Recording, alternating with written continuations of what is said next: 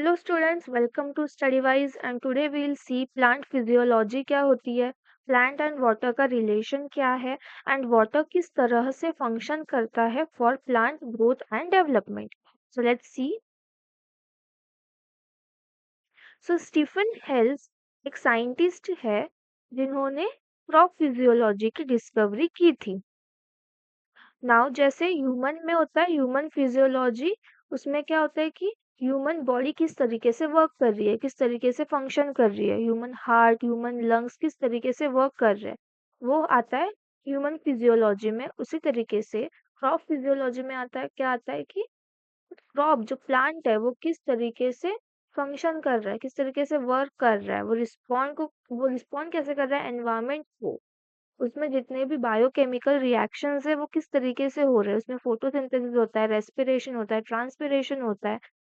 Transpiration मतलब क्या है, इवापोरेशन मतलब क्या होता है, जब किसी सरफेस पे से वाटर इवापोरेट हो रहा है, वेपराइजेशन, उसे हम क्या कहेंगे, इवापोरेशन।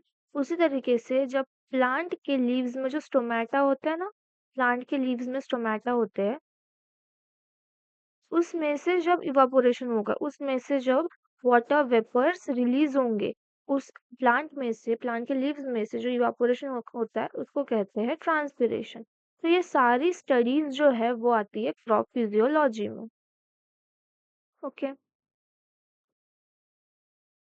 अब हम देखेंगे प्लांट एंड वाटर का रिलेशन क्या है। एज यू ऑल नो कि पानी प्लांट्स के लिए बहुत इंपॉर्टेंट है। अगर पानी ही नहीं मिल रहा है प्लांट्स को, तो प्लांट्स कैसे ग्रो करेंगे, प्लांट्स विल्ट हो जाएंगे, वो मुरझा जाएंगे, मर जाएंगे। विदाउट वाटर प्लांट की ग्रोथ एंड डेवलपमेंट नहीं हो सकती। नाउ हमने स्कूल में पढ़ा था कि हर एक लिविंग ऑर्गेनिज्म जो होता है वो सेल से बनी है। वैसे ही प्लांट्स में भी सेल्स होती है। तो प्लांट्स के सेल में 70 to 90% वाटर कंटेंट होता है। सारे लिविंग टिश्यू में वाटर एक मीडियम की तरह काम करता है फॉर बायोकेमिकल रिएक्शंस। जितने भी बायोकेमिकल रिएक्शंस होते हैं उन सब के लिए वाटर एज अ मीडियम काम करता है। अब क्या है, इवापोरेशन ऑफ वाटर जो होता है फ्रॉम प्लांट्स, मतलब क्या, ट्रांसपीरेशन। जो ट्रांसपीरेशन होता है प्लांट्स में से, वो किस चीज में हेल्प करती है, वो हेल्प करती है उस प्लांट का टेम्परेचर मेंटेन करने के लिए। उस प्लांट का टेम्परेचर मेंटेन करने के लिए ट्रांसपिरेशन हेल्प करती है। Now soil plant atmosphere water continuum क्या है, जो मूवमेंट ऑफ वाटर है, वाटर का जो मूवमेंट, सॉइल में वाटर प्रेजेंट है, ठीक है, देखो इसमें देखो, सॉइल में वाटर प्रेजेंट है, वो वाटर एब्जॉर्ब करेगा कौन, रूट्स, और रूट्स से पानी पूरे प्लांट्स के पार्ट में पहुंचेगा। उसके बाद ट्रांसपीरेशन होता है, लीव्स में से वाटर क्या होता है, इवापोरेट होता है एटमॉस्फेयर में, जिसे हम क्या कहते हैं, ट्रांसपीरेशन कहते हैं। तो ये जो पूरी प्रोसेस है उसी को कहते हैं soil plant atmosphere water continuum. अब हम देखेंगे, अभी अभी तक हमने क्या देखा कि वाटर प्लांट्स की ग्रोथ एंड डेवलपमेंट के लिए इम्पोर्टेंट है। अब हम देखेंगे वाटर किस तरीके से फंक्शन करता है फॉर प्लांट की ग्रोथ के लिए, किस तरीके से वो फंक्शन करता है। ठीक है, सेल के प्रोटोप्लाज्म में, सेल के जो प्रोटोप्लाज्म में उसके वेट के 90 to 95% वाटर रहता है प्रोटोप्लाज्म में। अब प्रोटोप्लाज्म मतलब क्या,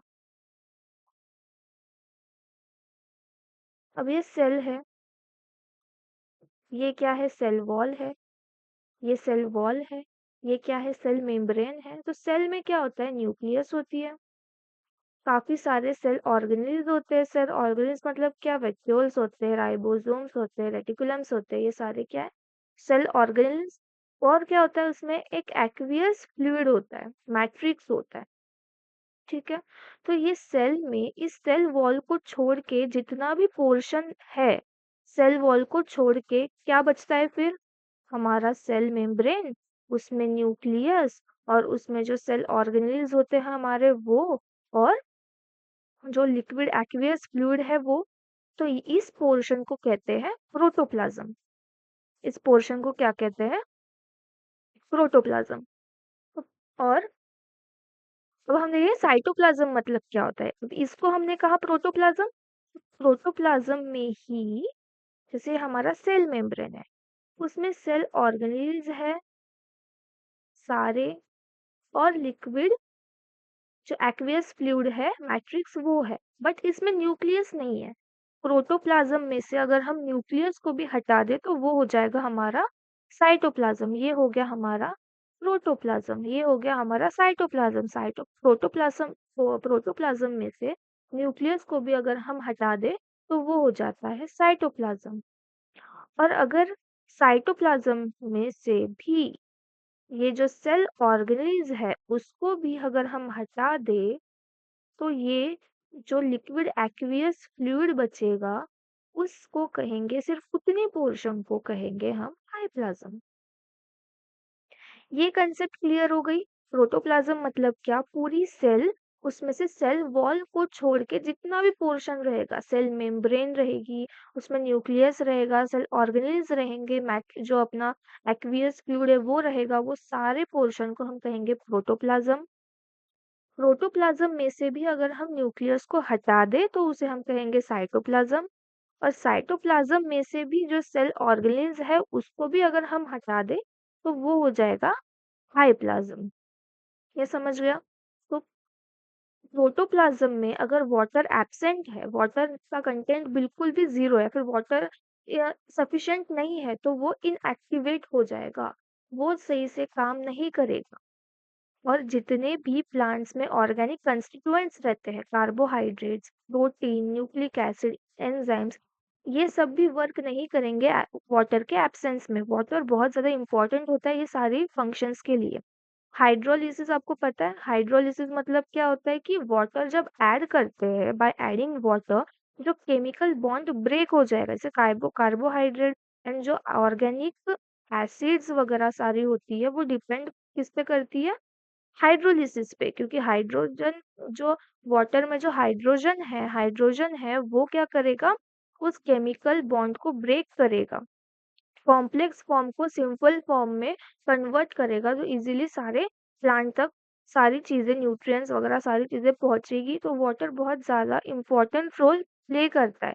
वाटर रेट ऑफ रेस्पिरेशन भी इंक्रीज करता है। Rate of respiration, cellular respiration मतलब क्या होता है कि mechanism of breaking down food material within the cell to release energy, और वो एनर्जी पूरे प्लांट पे पहुंचेगी।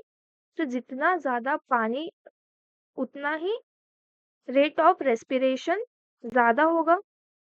रेट ऑफ रेस्पिरेशन जैसे ह्यूमन बींग्स में रेस्पिरेशन होती है, रेस्पिरेशन हम सांस लेते हैं, इसी तरीके से प्लांट में भी रेस्पिरेशन होगा। प्लांट में जो रेस्पिरेशन होता है वो कंसेप्ट भी एक है जो मैं बहुत डिटेल में लूंगी, बट अभी के लिए आप इतना ध्यान में रखो कि रेस्पिरेशन के लिए इसमें भी ऑक्सीजन की ज़रूरत है।